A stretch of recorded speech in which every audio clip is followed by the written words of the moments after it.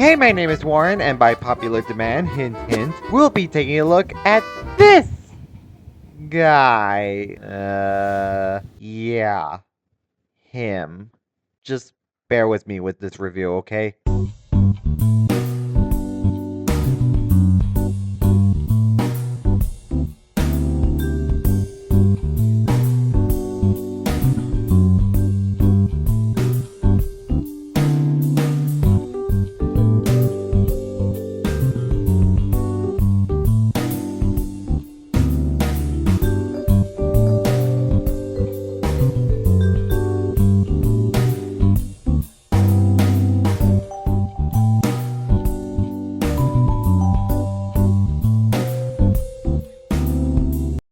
Transformers Revenge of the Fallen Deluxe Class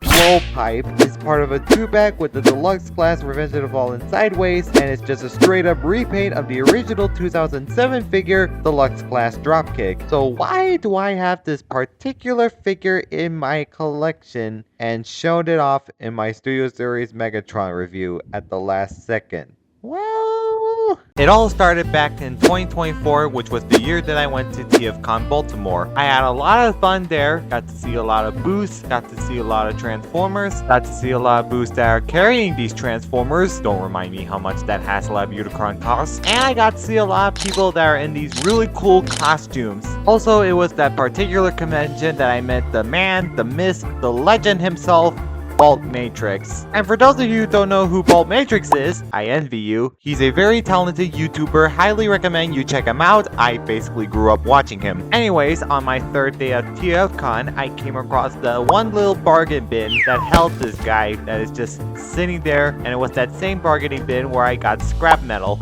Yes, that one. And I think I got him for a really good price too, $5. What a steal. Now I know the second question you're probably asking, who is Blowpipe? Well, as I outlined in the intro, Blowpipe is essentially a repaint of the 2007 Decepticon Dropkick, who was a mindless drone in the 2007 game. This is in contrast with the 2018 Dropkick, who was a triple changer and has one hell of a voice. Seriously, that guy did a bang up job voicing Dropkick. Just like the Studio Series Megatron beforehand, this mold was well loved over the years. I would know because I have seen this guy repainted as Autobot Salvage, who was in that same line as Dropkick. And so, by the time Revenge of the Fallen came out, they ended up taking that mold again, putting it in a 2-pack, and changing the color of the character to be a different character. And now he's Blowpipe. And that's pretty much all I know, so what about the character itself? Well, all I could say about Blowpipe is that he doesn't appear in Revenge of the Fallen, he's got no voice actor, and no personality, who really cares? The painting and the sculpting on this figure of this nothing character is pretty awesome.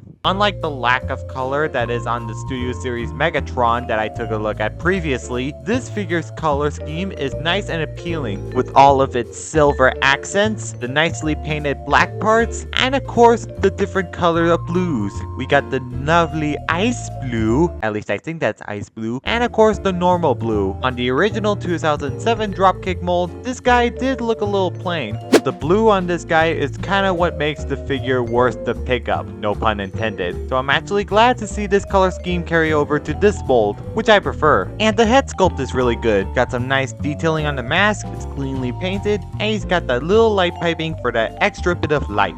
Oh, and also these little thingies. I don't know what to make of these.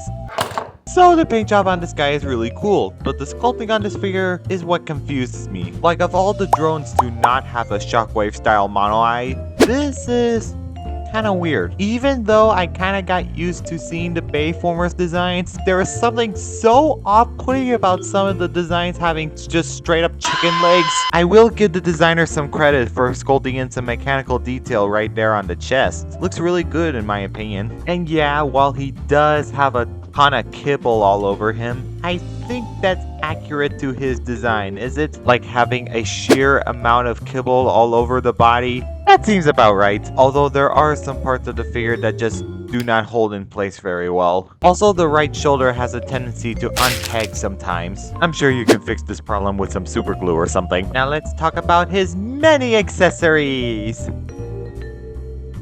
No, nothing. Zilch. Nada. No tacos de grande. This figure comes with absolutely nothing. And you know what? It's not a big deal. But what this figure does come with are these two little cannons. And these don't look bad at all. So despite some of the minor complaints I have about this guy, at least I could get some satisfaction, right? No. All joint the head, can look up that far and look down that far. Rotation at the arm moves out. Bicep, no. Bend at the elbow, wrist swivel, no. The cannons can hinge for transformation purposes. Waist swivel, no. I guess you can consider this an arcing back, but not even worth it. Rotation at the leg, can move back that far. Beautiful spread. Size swivel, no. At the knee, I guess, and at this joint as well. Up and down the ankle. I think that's pretty much it for the ankle. This can't possibly count. I mean, I guess you can consider this one an ankle pivot. No. I'm not gonna do that. Maybe you can flap his pretty little wings. I don't even know anymore. Possibility on this guy is not that great. I mean, it's great you can pull out some shooting poses, but you're not gonna be able to do that. But what this figure lacks in posability, he more than makes up in size. Here's Deluxe Class Windblade, Studio Series Optimus Prime, my previous review, the RID Megatron, and another pickup truck figure, the Transformers Deluxe Class Hoist, and the Transformers Studio Series Battle Trap. So, despite the lack of posability and the questionable chicken legs, this robot mode is really good. But if I wanted more posability, I'm probably not gonna find it in this truck mode.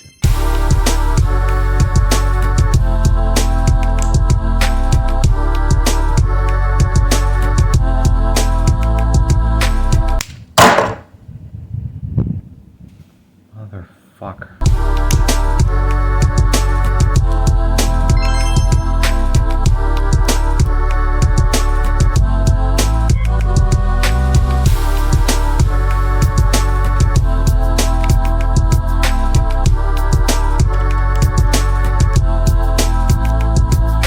And here we have the truck mode. And you know what?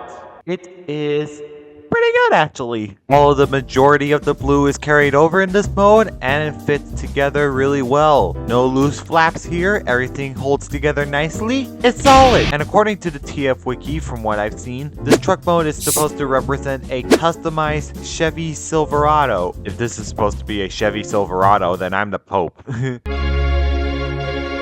So the truck mode on this guy is really solid, but if you look inside the bed of the truck, there is a little tab there where the weapon would store in this mode. This part here is even spring loaded. The overall truck here looks great, but when you flip him over, yeah, this guy has a bit of undercarriage in his vehicle mode. When it comes to the undercarriage of vehicle modes, this is definitely not the worst. So aside from the undercarriage, the truck mode looks really good. I like how the lights are a severed piece of plastic. The clear black plastic on the windows is a nice touch. Got a good old license plate. And of course the wheels. These things are nicely pinned on and they can roll around whenever you feel like it. In other words, swivel here.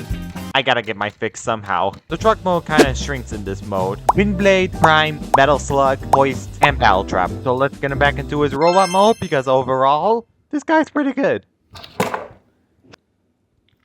Though this guy may have been outdated in some circles, but I really like this thing. And I would say I only recommend him if you can find him for a good price like I did, or if you're willing to pay that much for a 2-pack. Chances are, it's gonna cost you. So if you enjoyed this video, give me a like, give me a comment, let me know what you think, and subscribe for even more Transformers reviews. Trust me, I'm gonna ride up the hype for the Leo Kaiser figure as long as I can, no matter the cost.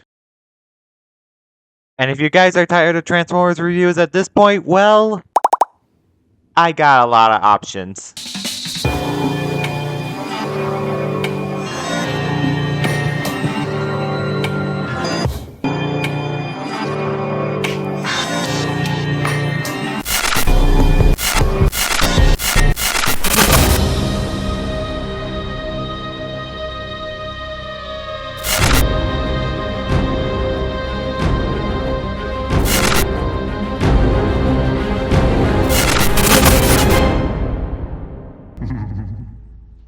Ha ha ha ha!